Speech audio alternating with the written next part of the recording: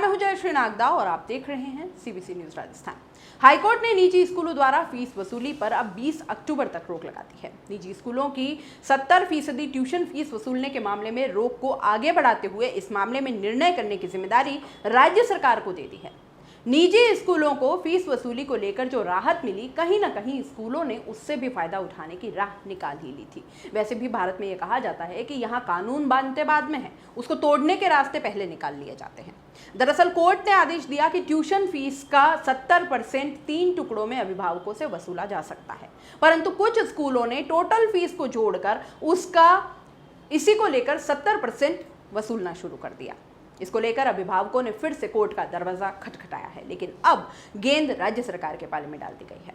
सीजे इंद्रजीत महंती व justice S के शर्मा की खंडपीठ ने राज्य सरकार, अधिवक्ता सुनील संदड़िया व अन्य की अपीलों पर बुधवार को सुनवाई की।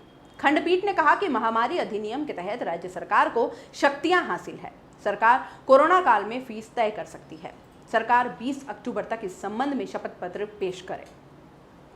सरकार 19 अक्टूबर तक इस संबंध में शपथ पत्र पेश करे। अब इस मामले में अगली सुनवाई 20 अक्टूबर को होगी। इससे पहले कोर्ट ने पिछली सुनवाई में माना था कि प्री प्राइमरी कक्षाएं भी फीस कानून के दायरे में आती हैं और स्कूल बच्चों की समस्याओं का ध्यान रखना सरकार की जिम्मेदारी है। अदालत ने मामले में पक्षकारों की बहस पूरी होने पर फैसला बाद में देना तय किया था।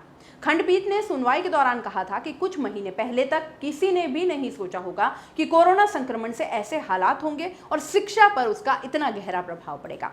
ऐसे में राज्य सरकार की जिम्मेदारी है कि वह स्कूली बच्चों की समस्याओं का ध्यान रखे।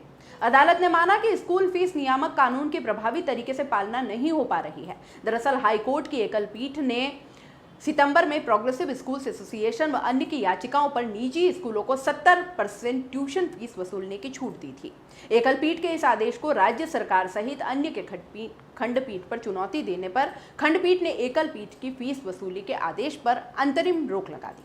राज्य सरकार व अन्य का अपील में कहना था कि एकल पीठ अंतरिम आदेश में ही पूर्ण आदेश नहीं दे सकती और एकल पीठ के समक्ष जिस संस्था ने याचिका दायर की थी वह पंजीकृत ही नहीं थी, इसलिए एकल पीठ ने आदेश पर रोक लगाई है।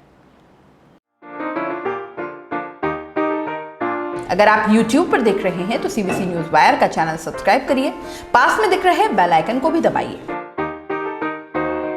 ताकि जब भी हम आपके लिए कोई खबर, कोई जानकारी लेकर आए तो सबसे पहले आपके पास नोटिफिकेशन पहुंचे। अगर आप Facebook पर देख रहे हैं तो सीबीसी वायर का पेज लाइक करिए। अगर आप Instagram पर देख रहे हैं तो आप हमें फॉलो कर सकते हैं।